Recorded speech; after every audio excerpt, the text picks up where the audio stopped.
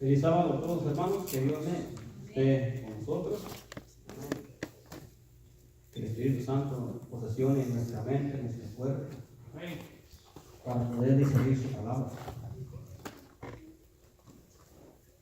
Que estamos en un solo sentido de cada uno, hermanos, y que ese sueño desaparezca. Porque Satanás, el trabajo de él es mantener a su iglesia dormida. Que no despierte, hermanos, porque el tiempo se acaba. ¿Qué les parece si oramos nuevamente, hermanos, para poder abrir la palabra? Nuestro querido Padre, una vez más nos puesto ante su presencia. Yo no soy nadie, Señor, para hablar su palabra, pero usted tiene, Señor, usted sí la tiene. Me escondo detrás de la roca, Dios. Padre, que este pueblo pueda ver al Dios, al Creador, al Maestro. A mí, Señor. Usted hable, Señor, por medio de mí, Señor, como lo hizo con Moisés. Gracias, Padre. Por favor, quite de nosotros el sueño, el cansancio, la amargura, todos los cosas del mundo, Señor, y que estemos concentrados en su palabra en esta hora. Gracias, Dios. Lo pedimos en el nombre de Jesús, su Hijo amado. Amén. Amén.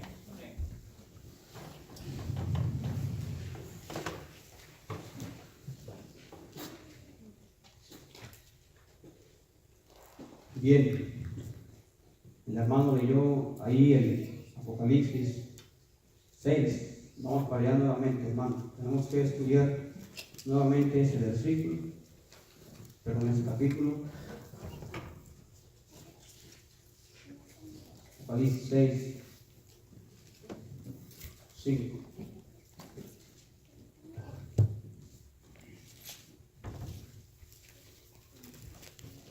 ¿Me dicen amén cuando lo tengamos? Amén.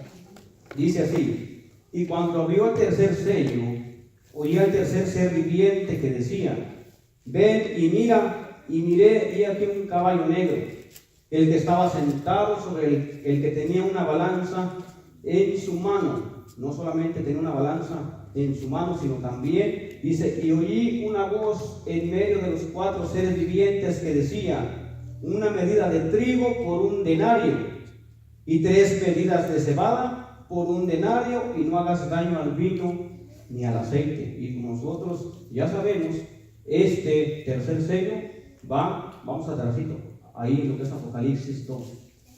Vamos a leer precisamente.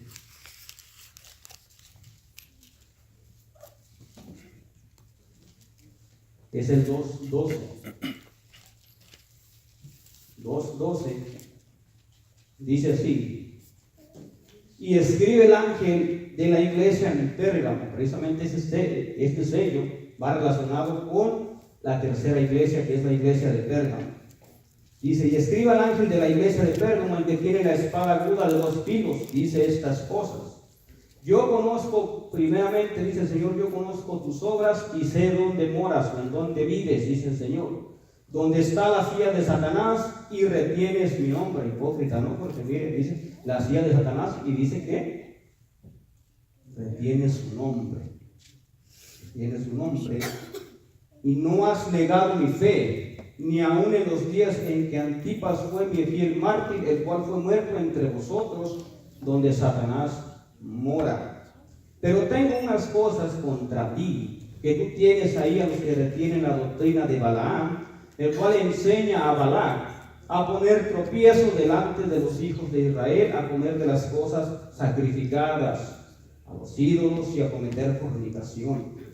Así también tú tienes a los que retienen la doctrina de los nicolaitas, la cual yo aborrezco. El Señor llama a su pueblo y le dice: arrepiéntete, porque si no, vendré pronto a ti y pelearé contra ellos con la espada de mi boca. Bien, hermanos, vamos a hablar de la tercera iglesia.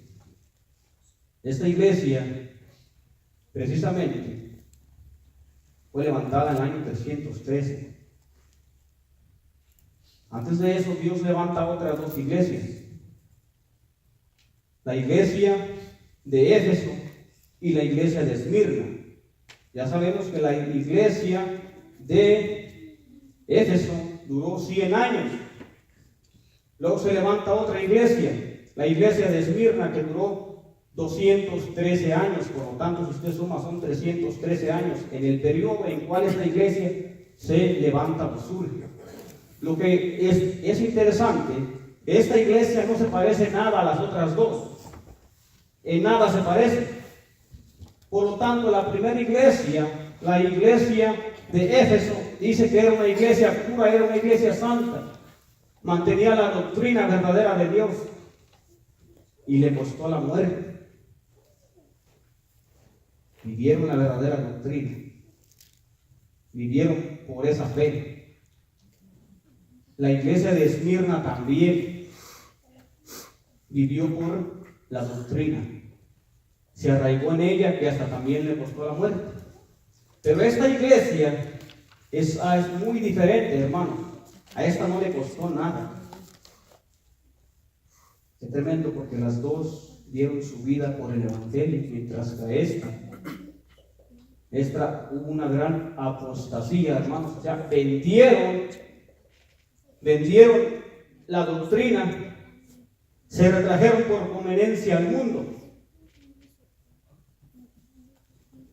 Y yo, más que nada, esto no es una prédica, esto es una advertencia, porque dice Eclesiastés 3:15, lo mismo que fue, lo mismo que será, y bajo del sol no hay nada nuevo. Por lo tanto, es una advertencia, hermanos, va a volver a pasar nuevamente. Se está esperando una apostasía omega, que la cual nosotros, si nosotros no estudiamos, si nosotros no retenemos la fe que una vez le fue dada a los santos, vamos a cometer el mismo error que cometió esta iglesia. Acuérdense que el hombre de pecado no se ha aparecido todavía, o ya se apareció.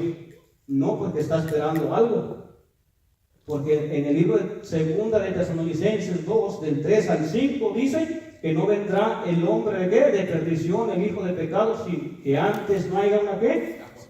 Una apostasía. Es lo que está esperando el hombre de pecado, la apostasía. Por lo tanto, todavía no se ha llevado la apostasía. Está, por así decirlo, comenzando, pero no ha llegado a su límite, porque si no, el hombre de pecado ya se hubiera manifestado. Va a volver a sentar otra vez su silla, su trono, como le quiera llamar. La autoridad la va a tener completa. Mire lo que dice aquí. La tercera bestia, que estamos hablando del tercer caballo, que representa a la iglesia, al abrirse el tercer sello, tenía un rostro de hombre. Muy bien, esta bestia tenía un rostro de hombre. O sea, el que lo monta tiene un rostro de hombre natural. Vamos a la Biblia, que es un hombre natural, para que entendamos. Segunda de Corintios 2:14, que es un hombre natural.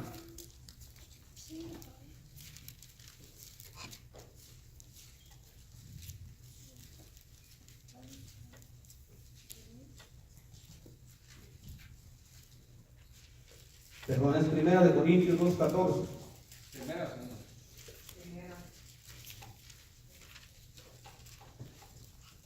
Primera de Corintios 2:14. Amén, cuando lo tengamos.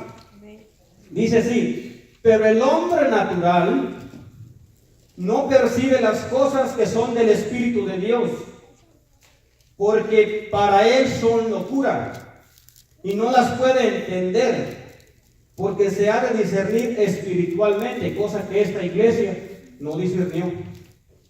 Cosa que esta iglesia, mis hermanos, lamentablemente estaba en oscuridad, porque no percibía lo que era de Dios.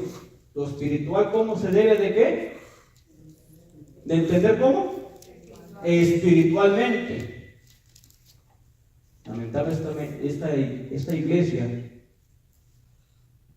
no estaba, mis hermanos, en lo que es la verdadera fe de Dios. Ceguedad había.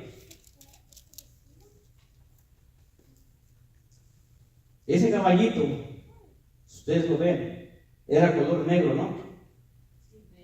Negro. Y el hombre lo montaba un hombre.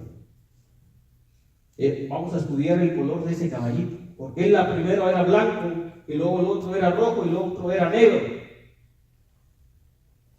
Bien. El negro significa obscuridad, ¿verdad que sí? Obscuridad, tinieblas, ciego. ¿Dónde podemos ver eso? En el libro de Génesis, cuando Dios llamó a la luz día y a las tinieblas, ¿qué le llamó? Noche. Por lo tanto, el Señor descarta que las tinieblas, ¿qué es?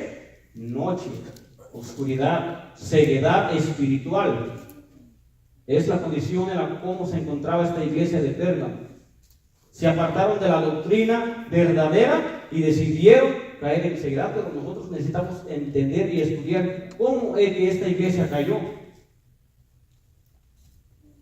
El Señor nos hace reprensiones, nos habla a través de su palabra, y el Señor dice en el libro de Judas 13, que tiene un solo capítulo, allá casi al terminar Apocalipsis, allá por Apocalipsis, hermano.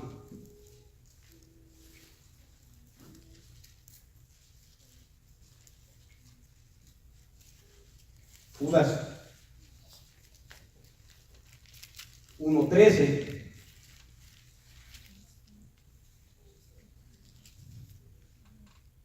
Mire lo que el Señor le dice a su pueblo. Dice: estas son manchas de vuestros ágapes, que banquetean con vosotros, apacentándose a sí mismos sin temor. Se lanzaron en el error.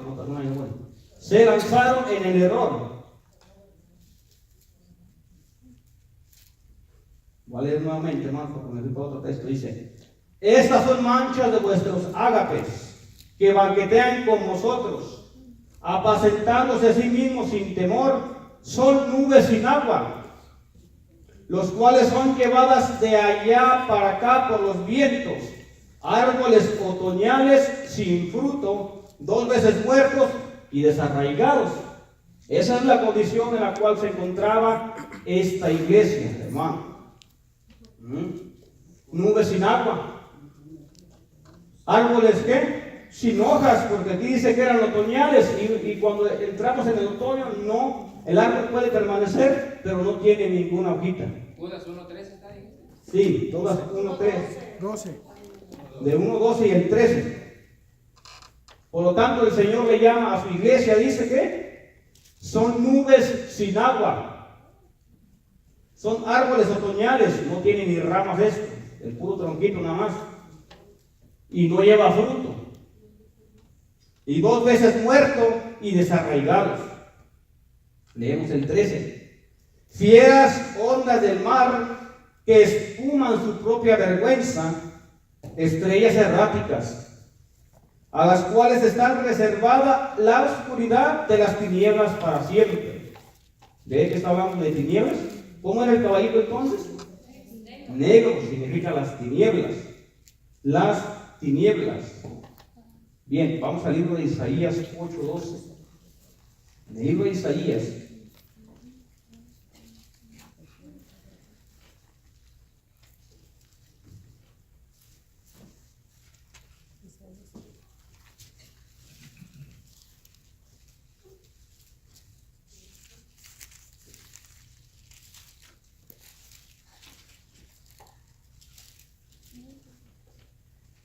Dice así la palabra de Dios, dice: no llaméis conspiración a todas las cosas que a este pueblo llama conspiración, ni temáis los que temes, ni tengáis miedo. Y la pregunta sería entonces, ¿qué es una conspiración?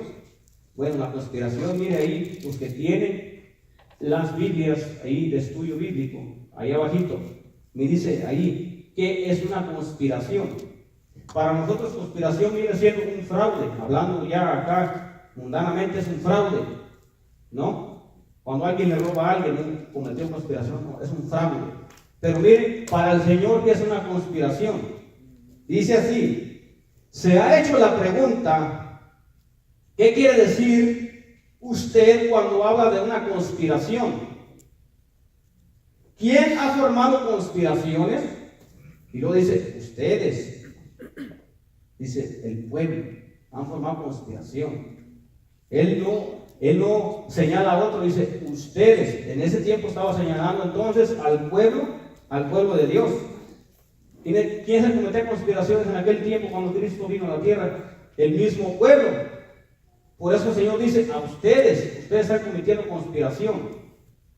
Y luego sigue diciendo, dice, ustedes saben lo que es una conspiración. Y tú haces la pregunta, dice, una unión de personas en una obra que no tienen el sello de una integridad. ¿Qué es una conspiración? Cuando se junta un puñadito de personas, hermanos, y traen sus propias enseñanzas. Una cosa que no tiene sello, que no está en integridad, que no es pura, que van en contra de la palabra de Dios. No tiene sello. Esa es una parte de la cual se fue el pueblo descarriando por sus pensamientos, por sus sabidurías humanas. Vinieron y tenían sus propias reglas de fe, sus propios pensamientos. Ella dice aquí, una unión de personas que en una obra no tienen sello de integridad pura, recta e invariable. Segunda de Corintios 6:14, por eso el Señor nos exhorta a que estos textos los meditemos precisamente cada una de las iglesias, porque tiene una reprensión para nosotros, tiene una enseñanza. Segunda de Corintios 6:14.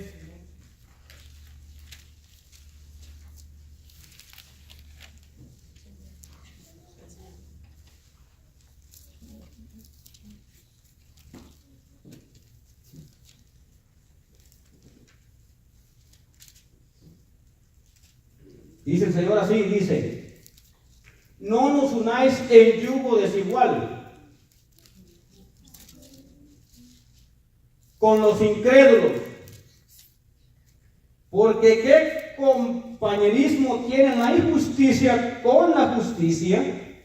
¿Y qué comunión la luz con las tinieblas? La iglesia estaba en tinieblas, pero se les dio la luz también. ¿Tenían luz? Tenían la luz. Lo que trajo la apostasía, ¿sabe qué fue? Que esta iglesia, mis hermanos, vendió la fe, apostató de la fe, se juntó con el mundo, se hizo mundana, por ambición a sus negocios, por ambición al dinero, por ambición al trabajo, por ambición de las cosas del mundo. Por eso el Señor dice, no nos unáis con yugo desigual. ¿Qué tiene que ver la luz con las tinieblas? Nada. La iglesia apostólica, después de su convertimiento, la Biblia enseña y los escritos enseñan que jamás se contaminaron con nada. Claro, ellos platicaban con los paganos, con los incrédulos, pero para exhortarlos, pero no practicaban lo que el mundo hacía. Jesucristo jamás, tampoco, hermanos, estudiamos la vida de Él, jamás se contaminó con el mundo.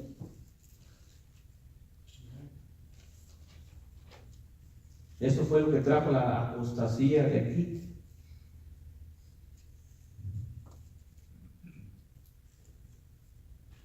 Hay una lucha que pelear, hermano. El Señor dice, todavía no cantemos victorias. Hay peleas, hay luchas, y una de ellas va a ser precisamente la apostasía. Si nosotros no estudiamos, si nosotros no confiamos en el árbol, las ramitas van a caer. Si nosotros no confiamos en el Salvador, no hacemos de Cristo mi amigo, de a Cristo mi Padre, y si yo no confío en Él completamente, la apostasía, aunque yo estudie mucho, aunque yo diga soy cristiano, puedo caer, y eso también es para mí.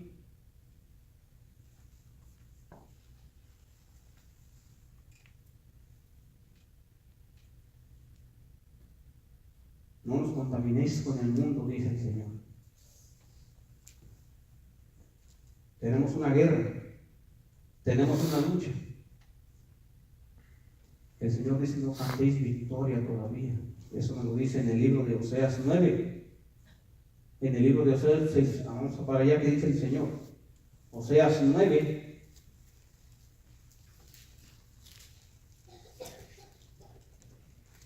Allí en el versículo 1. 9 es 1. Oseas 9:1.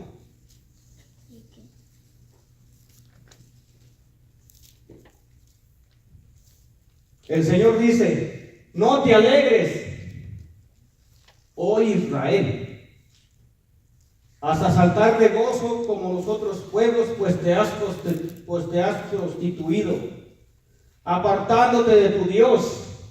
Amaste salario por todas las eras del trigo. ¿Qué cargaba entonces este hombre? En la balanza que tenía, dice que tenía denario, pero también llevaba trigo. La balanza. Hablando de dinero, y el trigo significa ¿qué? El pan, la palabra de Dios. Dice el Señor: te has prostituido, te has prostituido, te has vendido la palabra de Dios por dinero. Fue precisamente lo que esta iglesia hizo. No va a cometer apostasía el católico, no va a cometer apostasía el testigo de Jehová, no va a cometer apostasía el pentecostés, va a cometer apostasía los que tienen la verdad.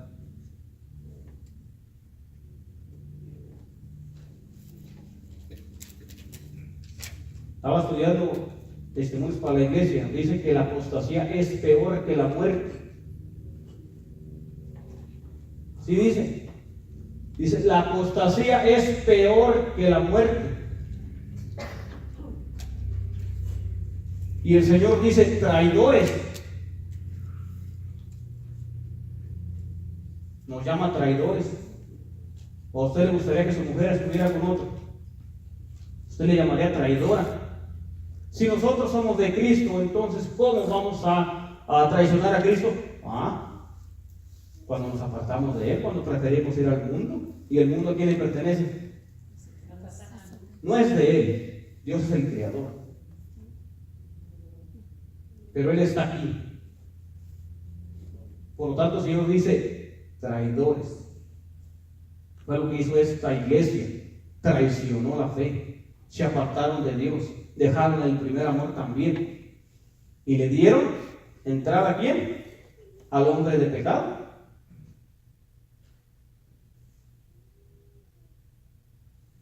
¿Cómo comenzó entonces esto, hermanos? ¿Cómo comenzó la apostasía? ¿Será que entró de llena la apostasía? Conflicto de los hijos, página 69, ¿cómo entró la apostasía?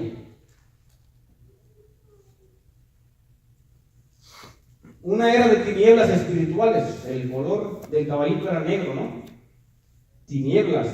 Dice así: el apóstol Pablo, en su segunda carta de Tesalonicenses, predijo la gran apostasía que había de resultar en el establecimiento del poder papal.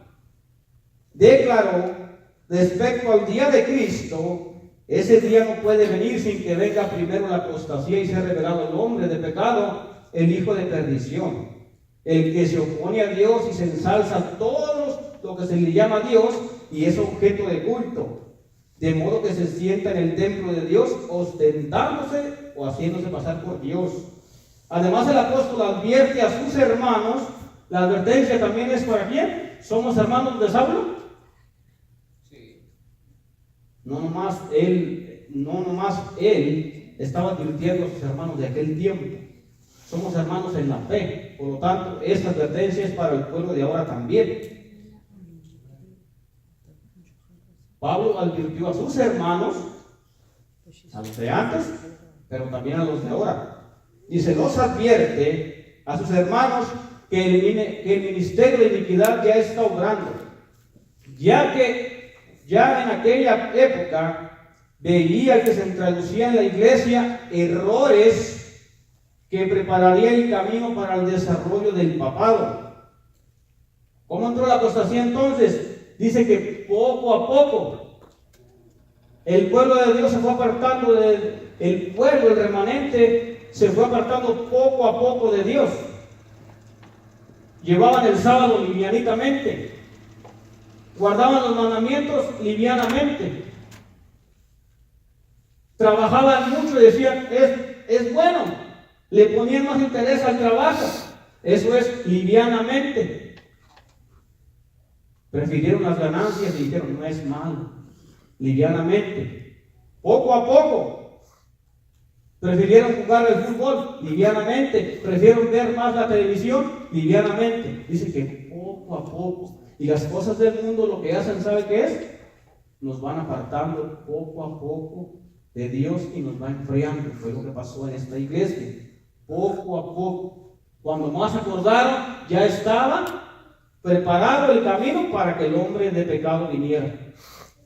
Pero dice que poco a poco, poco a poco, primero solapadamente, primero lo encubrían. O sea, que nadie me viera lo que estoy haciendo. Y después dice que hurtadillas.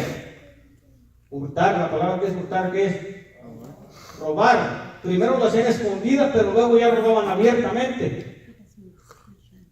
Y esto de robar va en muchas cosas, hermanos. Dice, pero después se desembozó, se abrieron totalmente al pecado. Y ahora, ¿por qué entonces la iglesia, si tenía tanta luz, por qué entonces no hicieron nada los líderes? Porque estaban igual. Todos estaban cometiendo el mismo error, hermanos. Aún los líderes, viendo que la apostasía se estaba metiendo en la iglesia, no hicieron nada porque estaban igual. Todos, de los ancianos hasta el más pequeño, todos estaban en oscuridad. Todos.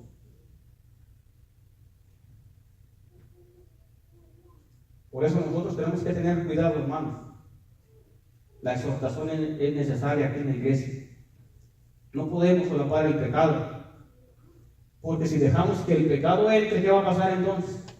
Toda la iglesia se va a corromper. Fue lo que pasó aquí. Los diáconos, los ancianos, los sacerdotes de aquel tiempo no hicieron nada. Lo solapaban a tal grado que afectó a toda la iglesia. A toda la iglesia afectó.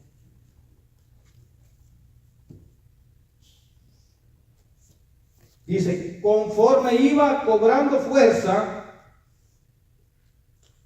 y dominio sobre los espíritus de los hombres, terminaron todos, hermanos, todos afectados. No quedó ni uno. Nadie quedó vivo ahí, espiritualmente. Porque aquí precisamente es esa la persecución, porque estos dijeron, no, y no me van a matar, yo prefiero irme solo. Quédese, Dios, quédate con tus libros, quédate con tu palabra, yo me voy al mundo. Los de Éfeso y Esmirna, ellos sí, hermanos, dieron la vida por el evangelio. Esta iglesia no le importó, para nada le importó. Dice, el misterio de dominio sobre los espíritus de los hombres, el ministerio de iniquidad, hizo progresar en su obra y blasfema, de modo casi imperceptible, las costumbres del paganismo penetraron en la iglesia cristiana. ¿Cuál fue entonces parte de la cual se vino la gran apostasía? Metieron el paganismo a la iglesia. Doctrinas de Baal.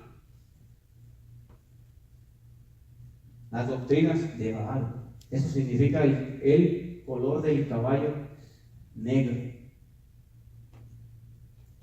Ahora, Dios No nos deja sin luz, ¿verdad que no? Nos dice el Señor cómo nosotros podemos detectar los errores para que precisamente no caigamos en la misma situación que cayó la iglesia de Pérgamo. El caballo negro representa a la iglesia. El color negro representa la oscuridad, la ceguedad, las tinieblas, un pueblo ciego. ¿Qué dice Primera de Juan, capítulo 4, el versículo 1?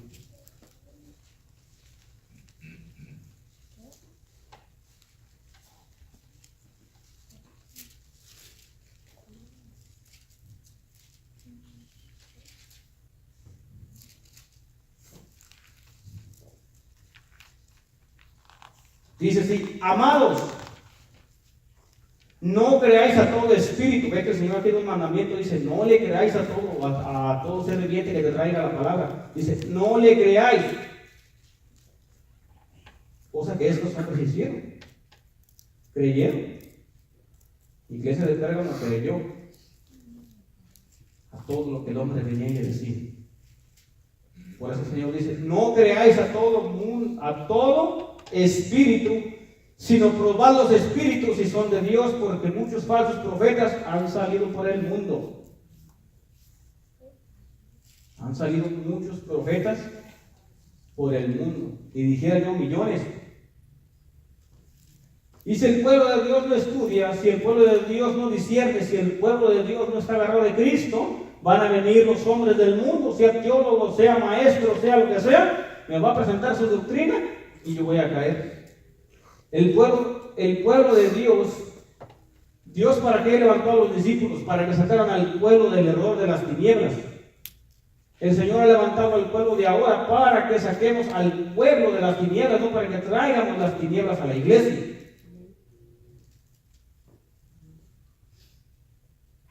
Cada uno de nosotros tiene que estudiar. ¿Se recuerdan cuando Elías le dijo a Eliseo que pocos eran los seguidores de Cristo? Dice: pocos son los seguidores de Cristo. Dice: pero tú tienes que hallarlos, es tu trabajo. No le dijo que los ángeles iban a venir y se los iban a presentar. Dijeron: tú, Eliseo, tienes una tarea. Tienes que sacar a todos estos del error. El trabajo de Eliseo era encontrarlos.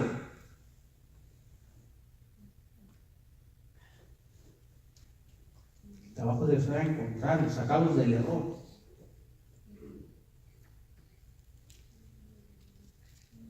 No es por orgullo, pero hermano, ¿qué le puede enseñar a un teólogo? ¿Qué le puede enseñar a un erudito?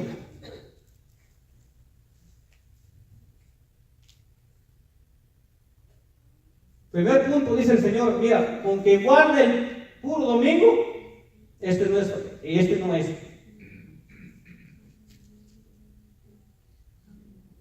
A la ley y al testimonio. Por más teólogo que sea, por más preparado que sea, ¿qué te puede venir a enseñar, hermano? Nada. El pueblo de Dios tiene que prepararse para estos tiempos porque se los va a encontrar. Pablo se los encontró, los discípulos se los encontraron, Cristo se los encontró. Y si nosotros no estudiamos, si nosotros no estudiamos bien cómo hacerle frente a estas personas, pues yo voy a caer enredado como cayó el pueblo de entonces, aquel entonces. Aquí el convertido no va a ser él, sino voy a ser yo.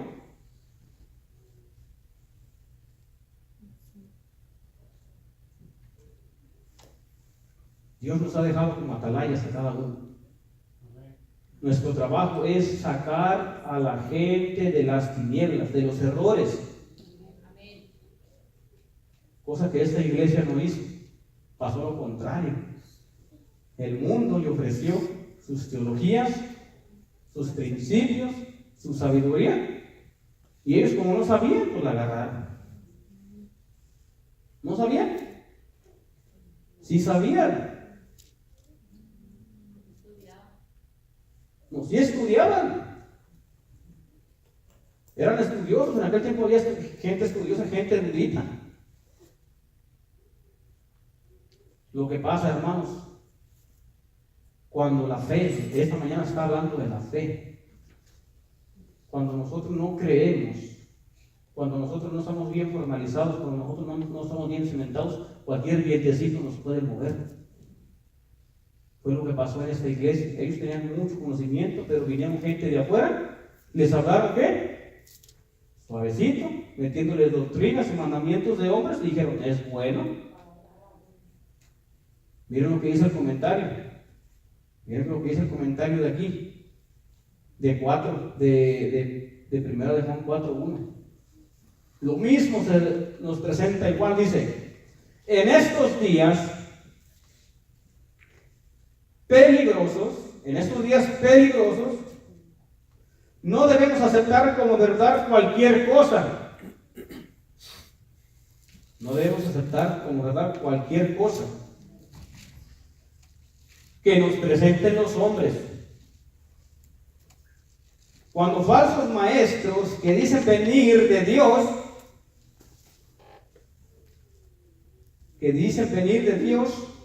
lleguen a nosotros declarando que tienen un mensaje de Dios, corresponde que averigüemos cuidadosamente. ¿Cómo?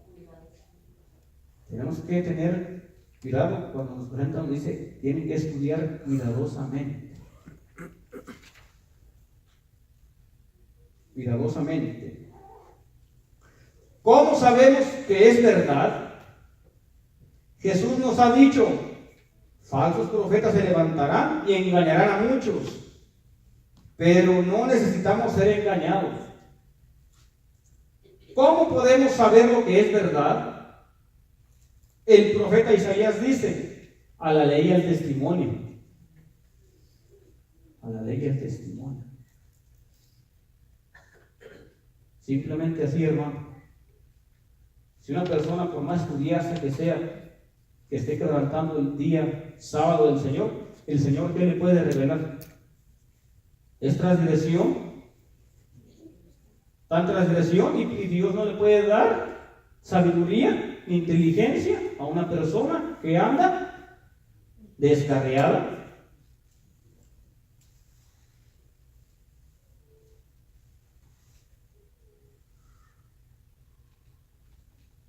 ¿Qué dice Apocalipsis 16?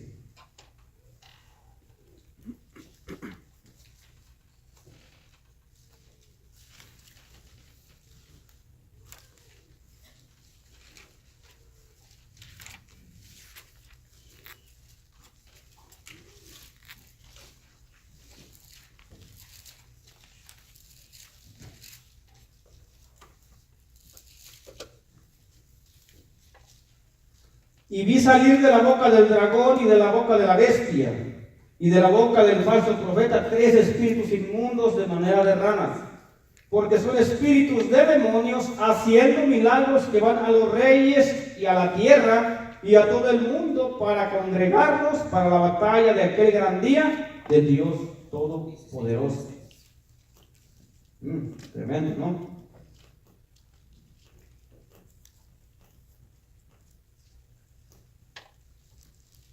El comentario dice, sí, dice, la época del intervenio entre el reinado del Constantino, porque este sello se abrió en el año de ¿quién? De Constantino, y estableció el papado del año 538. Puede ser juntamente notado con el tiempo cuando se vieron las iglesias afectadas de errores corruptos y las supersticiones más asquerosas del periodo de Constantino. Se degradó la iglesia. Cuando usted lee la palabra tinieblas, hermano, y va a estudiar, era de lo más degenerado. Imagínense, metieron todo lo mundano a la iglesia. Todo. No quedó nada. Prácticas, mentira, idolatría, dioses, que para unos puede ser algo liviano, Miren, esas vanas ficciones, filosofía platónica, opinión popular, adoptados por la mayoría de los teólogos cristianos antes de la época de Constantino, ahora quedan confirmadas, engrandecidas y ordenadas en diferente forma. Ahora la teología se está metiendo en diferente forma. Entonces los teólogos no son de ahora, ¿verdad que no? Dice que antes de los tiempos, antes de Constantino, la teología ya existía. ¿Y qué pasó? Esta iglesia, como estos teólogos, fueron y le presentaron la verdad a la iglesia de Pérgamo, y la iglesia de Pérgamo lo aceptó, porque dijeron, es bueno, es bíblico. Pero ellos tenían la luz. Por eso el Señor dice que tiene que ver la luz con las tinieblas. Se mezclaron hasta llegar a la apostasía. De ahí viene entonces la veneración de los muertos.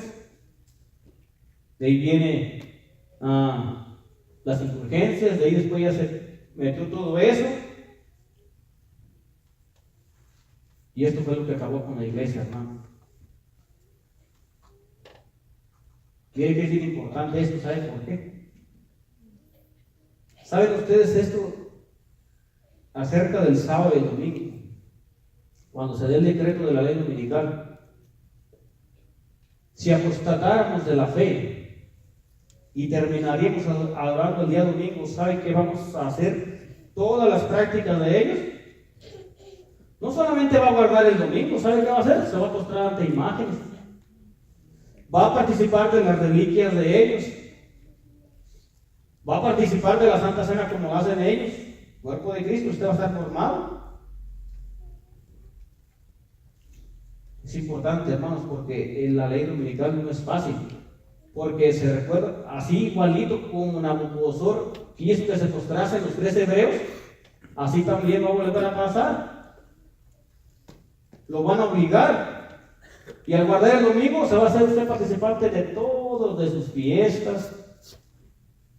Aparte de que se le van a hacer también el día 24 la fiesta al niño ahí también. Todos esos vamos a participar si apostatamos. Es bien importante eso, hermanos.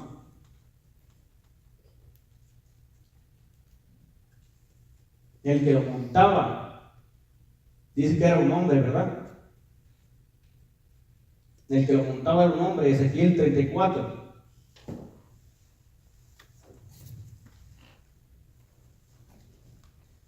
Ezequiel 34.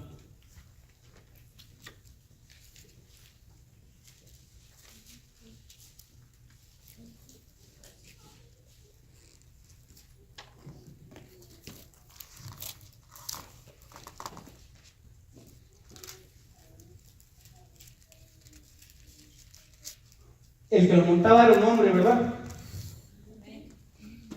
Era un hombre el que lo montaba. Mire lo que dice aquí en Ezequiel 34. Dice, y vino a mí palabra de Jehová diciendo, hijo de hombre, profetiza contra los pastores de Israel. Profetiza y diles a los pastores, así dice Jehová el Señor. Ay de los pastores de Israel que se apacientan a sí mismos. ¿No deben los pastores apacentar los rebaños? Coméis la grosura y os vestís de la lana, la engordáis, degolláis, pero no apacentáis las ovejas. No fortalecisteis los débiles, ni curasteis la enferma. No vendasteis la perniquebrada. No hicisteis volver a la casa descarriada. No hiciste volver la descarriada. Ni buscasteis la perdida, sino que os habéis enseñoreado de ellas con dureza y con violencia. Y ellas fueron dispersadas por falta de pastor, y fueron para hacer comida de toda bestia del campo, y fueron dispersadas y anduvieron perdidas mis ovejas por todos los montes. Y en todo collado alto y por toda la faz de la tierra fueron dispersadas mis ovejas, y no hubo quien las buscase ni preguntase por ellas. Por tanto, pastores, oíd la palabra de Jehová. Vivo yo, Dice Jehová el Señor que por cuanto mi rebaño ha venido a ser por presa y por falta de pastor, mis ovejas han venido a ser comida y todas las fieras del campo. Y mis pastores no buscaron mis ovejas, sino que los pastores se apacentaron a sí mismos y no apacentaron mis ovejas. Por tanto, oh pastores, oíd la palabra de Jehová. Así dice el Señor: he aquí yo estoy contra los pastores y requeriré mis ovejas de su mano, o sea, las va a quitar. Y les haré dejar de apacentar las ovejas, ni los pastores se apacentarán más a sí mismos, pues yo libraré mis ovejas de sus bocas y no les será más por comida. Porque así dice el Señor: he aquí yo mismo iré a buscar mis ovejas y las reconoceré. Ahora, el fariseo, bueno, ya lo dije, el que montaba ese caballo era precisamente los fariseos y los escribas. Tanto, hermanos, tanto que ellos mismos se sentían que no les faltaba nada. Tanto que oprimían al pueblo que el mismo Dios tuvo que venir para quitarle las ovejas a esas personas. Cristo tuvo que venir. Porque los fariseos y los escribas, en vez de llevar al pueblo a la obediencia, la estaban llevando a ¿qué? Que se olvidaran de Dios. Por eso vino Jesucristo. Dice, no, esos pastores no están llevando a mi pueblo, a mis hijos, por el buen camino, tanto que Jesús tuvo que venir. Se las quitó. Y no solamente eso, sino los echó al pueblo también.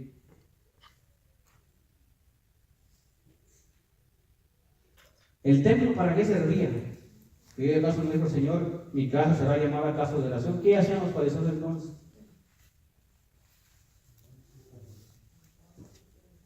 Comercializaban, ¿verdad que sí? Vendían. Y ellos, dice el Espíritu de Profecía, que ellos obtenían ganancias, o sea, les daban permiso a los vendedores, pero les tenían que dar su cuota a ellos.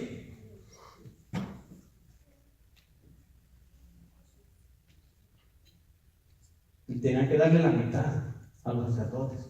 En vez de preocuparse por el pueblo, hermanos, se preocupaban por el dinero. Por eso el Señor dice: ay de los pastores, que mis ovejas están siendo dispersadas. Y el que lo montaba era el fariseo.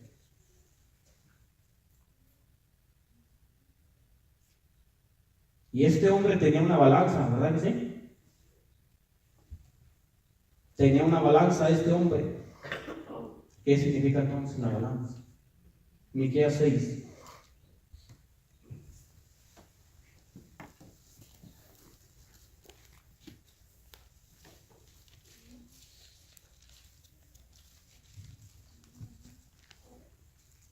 Miqueas 6, el 10 al 12.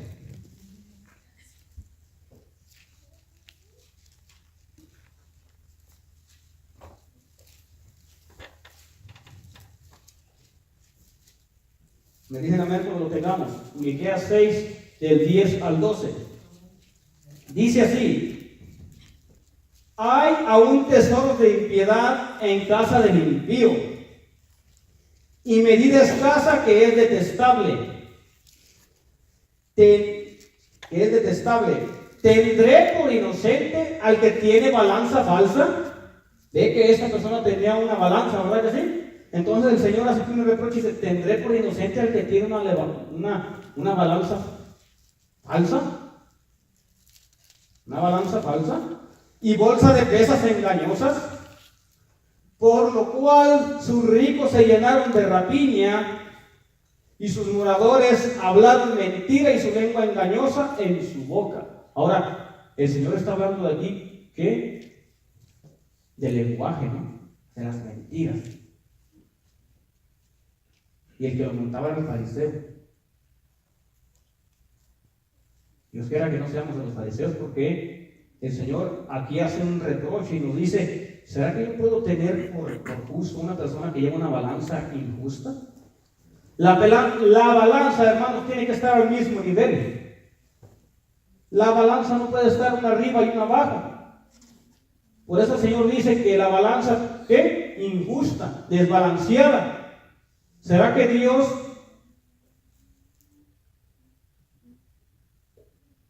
juzgar a su pueblo por eso, por no llevar una balanza justa. Pesados sois en balanza, dice Dios. Pesados sois en balanza. ¿Qué dice Amós 8:4?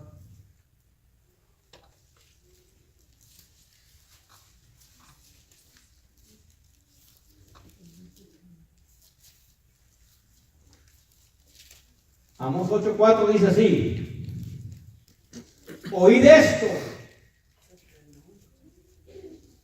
los que devoráis al menesteroso y arruinas a los pobres de la tierra, diciendo: ¿cuándo pasará la luna nueva para que vendamos el grano y el sábado? Para que abramos los alfolines del trigo, para que achiquemos la medida y aumentemos el precio y falseemos con engaño la balanza. Oiga, tremendo. Ahora yo pregunto, ¿será que si guardamos el sábado medio bien, la balanza está justa? ¿Sí o no? ¿Será que si yo busco mi ropita el sábado en la mañanita, la balanza está justa? No. El Señor dice, no puede estar la balanza desde que está justo. O sea, plena obediencia. ¿Será que si yo llevo una alimentación media buena, estoy llevando la balanza bien? ¿Cómo debe estar? ¿A usted le gustaría que le robaran cuando compra? ¿Verdad que no? La balanza tiene que estar a su medida, ¿verdad que sí? Porque usted dice, pues, si no usted se enoja, va a decir, me está robando. Pues el Señor también, cuando la balanza está desajustada, dice, me está robando. ¿No vas bien?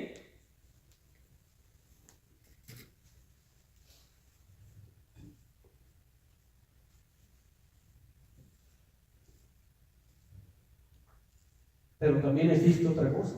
Isaías 8:20. Ese texto.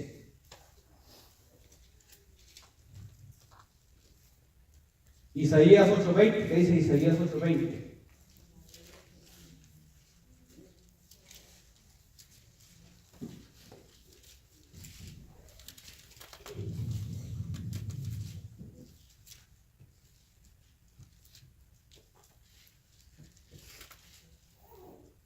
Dice, a la ley y al testimonio, si no dijeren conforme a esto, es porque no les ha amanecido. O sea, la verdad no está en nosotros. Ahora, entonces, ¿cuáles son los testimonios entonces? ¿Qué son los testimonios? La palabra de Dios nos dice que son los testimonios. Apocalipsis 19:10 nos dice. Vamos para allá. ¿Qué son los testimonios entonces? Porque muchos dicen que el testimonio se quieren desviar y dicen, no, es que el testimonio es Cristo Jesús. Sí, es cierto, también Cristo es testimonio. Pero la Biblia nos especifica en el libro de Apocalipsis 19:10 que son los testimonios. Apocalipsis 19:10.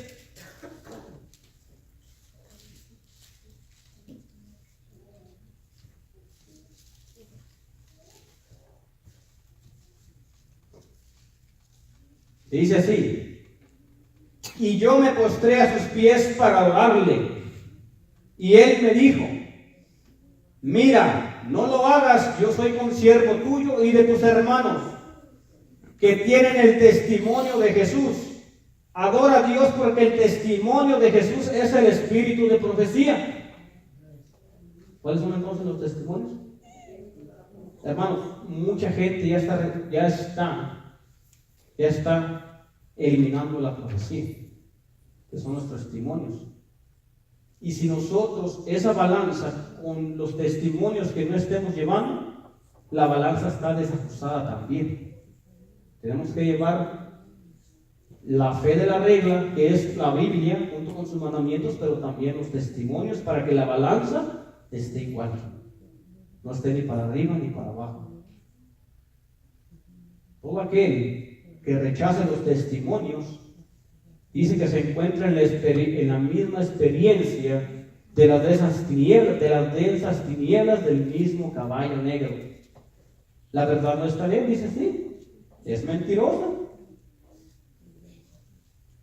Los testimonios son importantes en nuestra vida. El Señor los dejó porque dice que sin profecía el pueblo se desenfrena. Y ahí claramente los testimonios, si usted quiere cómo vestir, testimonios se lo dice. Si quiere saber cómo comer, los testimonios le dicen. Si quiere saber cómo hablar, el Espíritu Santo también le dice cómo hablar. Aquí la Biblia no nos especifica mucho en cuanto a eso, cómo vestir, aunque sí dice aquí este libro de Timoteo, decoración y todo eso, pero el Espíritu Santo en los testimonios te lo dice abiertamente, sin pelos en la lengua, te lo dice así.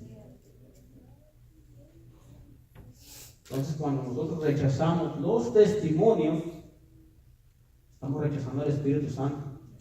Y la balanza no va igual.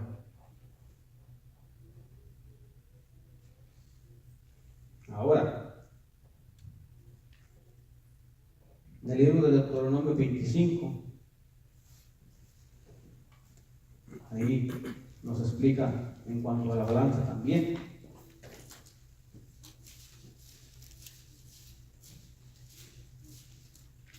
Deuteronomio 25, el 13 y el 16, dice así. Dice bien esta palabra, dice no. Dice, no tendrás en tu casa efa grande y efa pequeño. Pesas cumplidas y justas tendrás, para que tus días sean prolongados sobre la tierra que Jehová tu Dios te da. Porque abominación es a Jehová tu Dios cualquiera que hace esto, cualquiera que se hace agravio. La balanza tiene que ir recta, hermanos. Y esto es en cuanto a todo el paquete del Evangelio. No podemos llevar un cristianismo medio falsito, porque entonces la balanza no está igual. La balanza tiene que estar igualita, al mismo nivel. Ni una arriba, ni una abajo. Y eso significa llevar un cristianismo recto, perfecto, en plena obediencia, que mejor me entiende. Ahora, pero también de ahí sale una voz. Si ustedes notan, de ahí sale una voz también, ¿verdad que sí? ¿Qué dice? La voz. ¿Qué dice la voz? Vamos a ver ahí otra vez. Dice que salió una voz de ahí.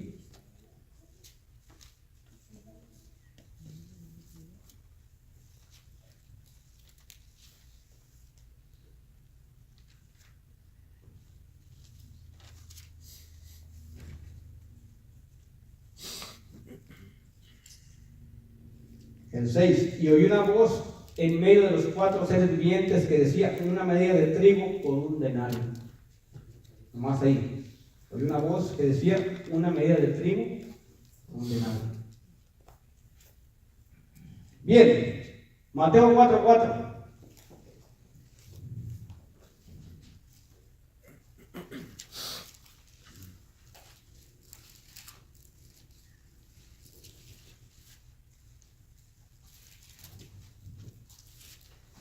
Ustedes conocen esos textos, si es que vamos a ver qué significa el trigo.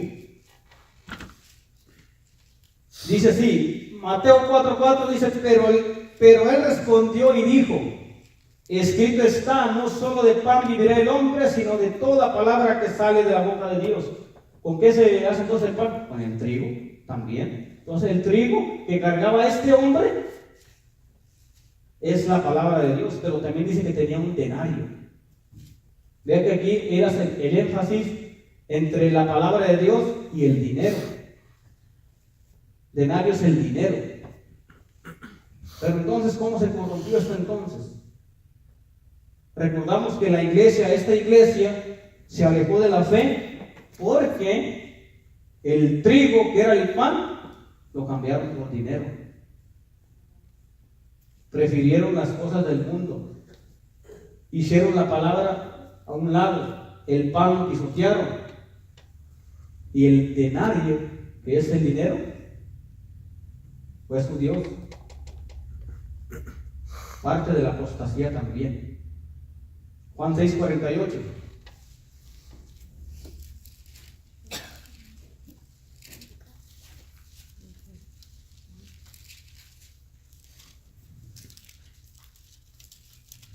Dice el Señor: yo soy el pan de vida. Yo soy el pan de vida. Jeremías 15:16. Vamos a ver qué representaba a ese trigo que llevaba el hombre. Jeremías 15:16. Dice así: y se hallaron tus palabras y yo las comí, y tus palabras fueron para mí el gozo. No me toques en la prolongación de tu enojo, sabes que por tu amor de ti sufro afrenta. No, lo digo.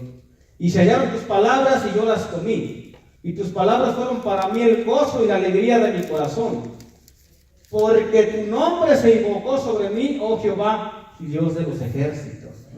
Eso es lo que debería de ser para nosotros la palabra. ¿Cómo? Agarrarla con gozo y alegría y ponerla en ¿dónde? En el corazón. Entonces eso significa que se presenta el trigo. Pero también, mis hermanos, vean lo que dice Primera de Pedro en el 5:2. Primera de Pedro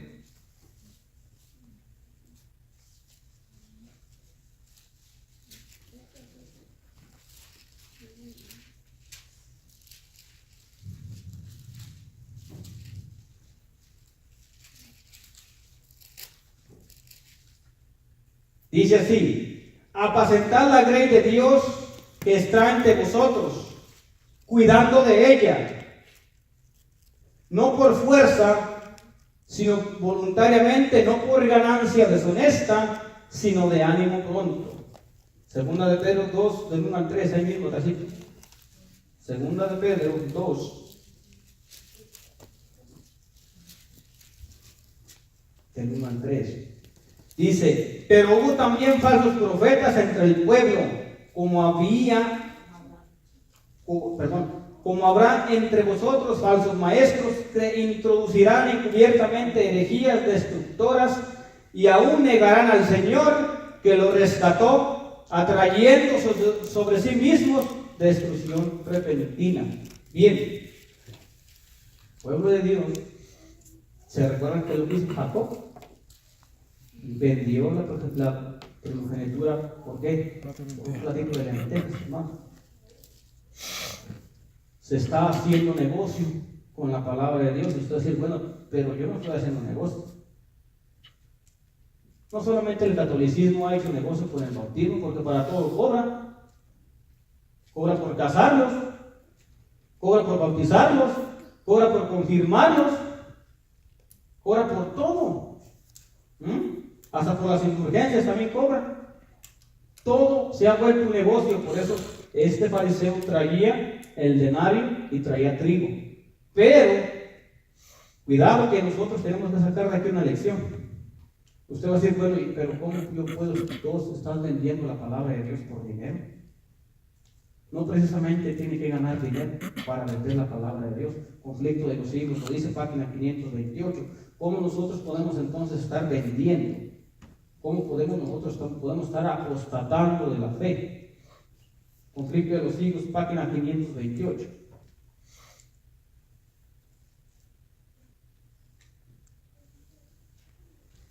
Mira lo que dice. Dice: a pesar de estas inspiradas declaraciones, ¿cuántos cristianos que profesan estar debilitados sus facultades en la búsqueda de ganancias o en el culto que tributan a la moda? ¿Cuántos se han envilecido en sus en su ser la imagen de Dios. Envilecido, esa palabra es tremenda. Dice degradado. ¿Cuántos se han degradado y creen que aman a Dios? ¿Acaso no dice Tito? Profesan conocer a Dios, pero con sus hechos no niegan. Precisamente fue lo que esta iglesia hizo. Mire cómo nosotros podemos estar en las mismas tinieblas que la iglesia de Pérgamo. Dice, están envileciendo en su ser la imagen de Dios con la glotonería, las bebidas espirituosas, los placeres ilícitos, y la iglesia, en lugar de reprimir el mal, demasiado a menudo lo fomenta. Como dijo la hermana, está bien, no hay problema. Poco a poco, decía, ¿cómo? Poco a poco iba entrando. Por eso, cuando nos exhorten, hermanos, tomémoslo con el Espíritu.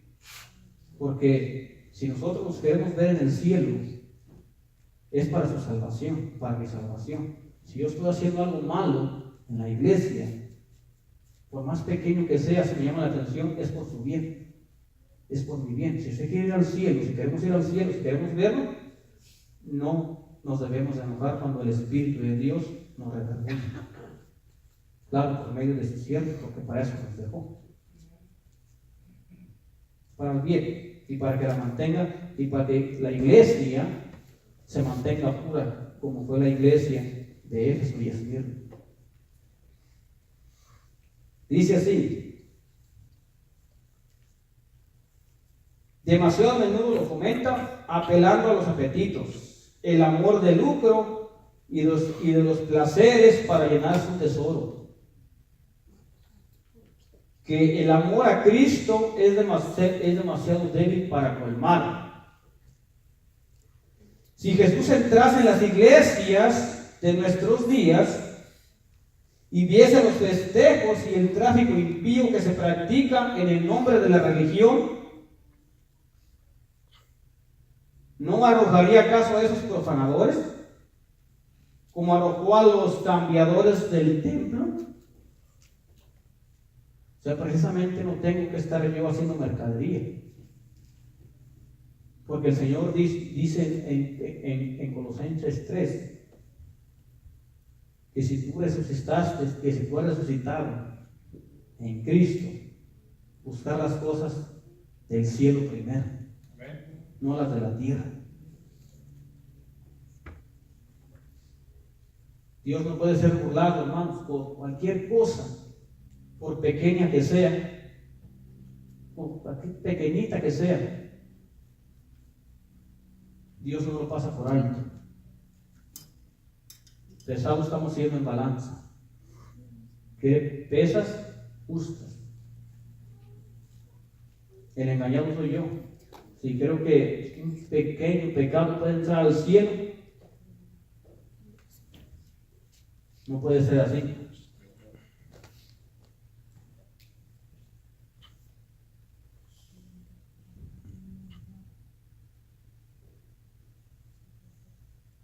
No sé qué hora son, hermano, que es mamá. Son las 2:30.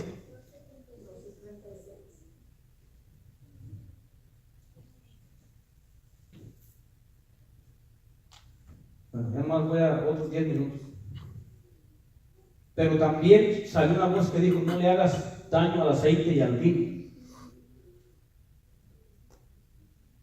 El vino representa la doctrina. Vino fermentado representa la falsa doctrina. Vino no fermentado representa la doctrina sana. Ahora, ¿de cuál vino estoy tomando yo entonces?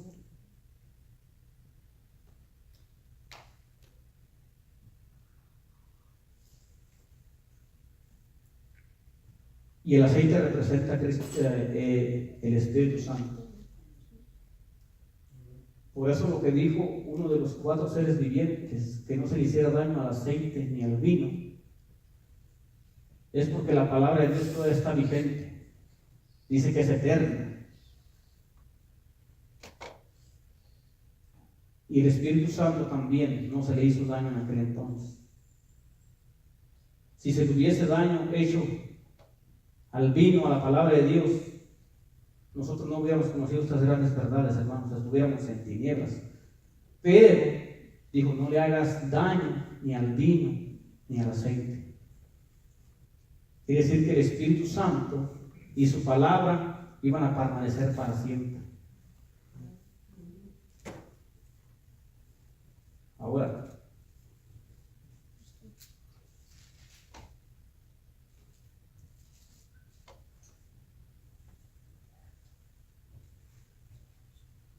voy a leer solamente testimonios para la iglesia. Testimonios para la iglesia. El tomo 3, en la página 518.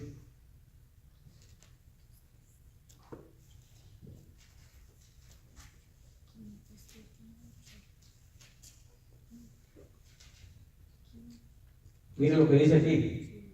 La condición del mundo.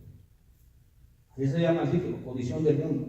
Dice, como fue en los días de Noé, así también serán en los días del Hijo del Hombre.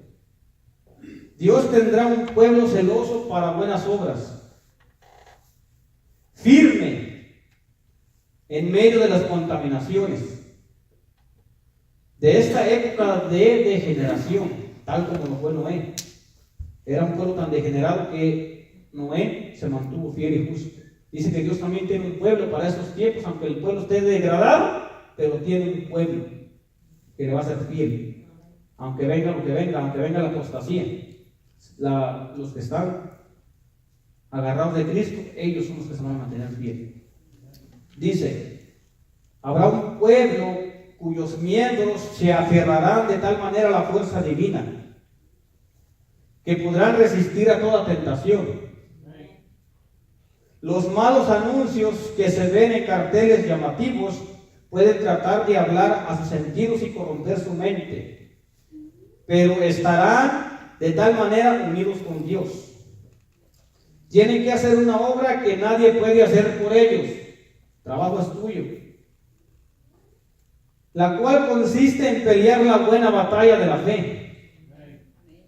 La fe. No apartarnos de lo que hemos creído, aunque venga lo que venga. La batalla se va a hacer por medio de la fe. Y echar mano de la vida eterna. No tendrán confianza en ellos mismos, ni suficiencia propia. Conociendo su debilidad, unirán su ignorancia a la sabiduría de Cristo, su debilidad a su fuerza. Los jóvenes pueden tener principios tan firmes que las más poderosas tentaciones de Satanás no podrán apartarlos de su fidelidad. Samuel era un niño rodeado de influencias más corruptas. Veía y oía cosas que afligían su alma. Los hijos de Elí que ministraban en cargos sagrados estaban dominados por Satanás. Esos hombres contaminaban la misma atmósfera circundante. Muchos hombres y mujeres se dejan de fascinar diariamente por el pecado y el mal. Pero Samuel quedaba sin tacha, las vestiduras de su carácter eran inmaculadas. No tenía la menor participación ni deleite en pecado, siendo un niño. Vea, aunque tenía influencias mundanales, ¿quiénes eran? Los hijos de Elí. Llenaban todo Israel de terribles informes. Samuel amaba a Dios. Mantenía su alma en íntima relación con el cielo, que se envió a un ángel para hablar con él acerca de los pecados de los hijos de Elí que estaba corrompiendo a Israel. He visto el peligro que existe, que aún los que profesan ser hijos de Dios se corrompan. La disolución está cautivando a los seres humanos. Parecen infatuos, ¿se recuerdan la parábola de las 10 vírgenes? Infatuos. E incapaces de resistir y vencer los apetitos y pasiones.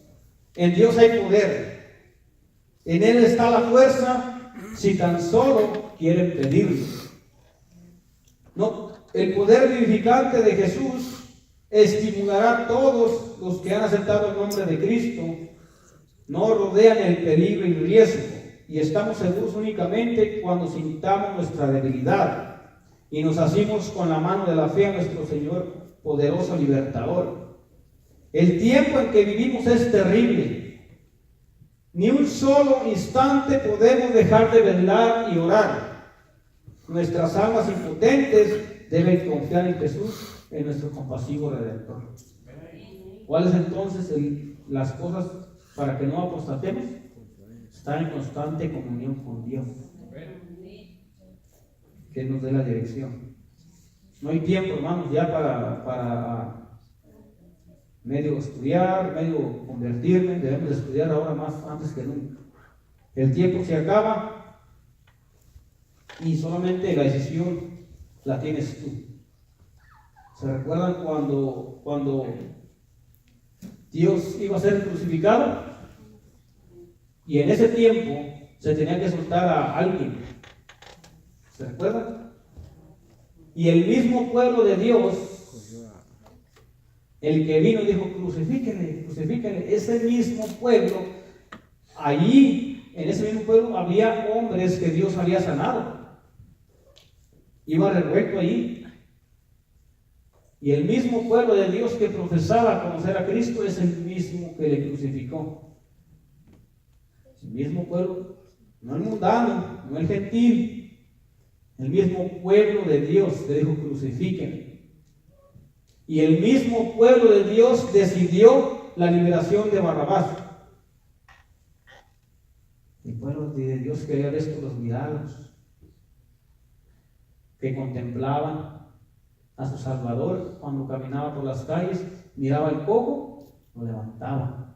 Pues entre ahí de esa muchedumbre que decía crucifique, había ellos, estaban ellos también.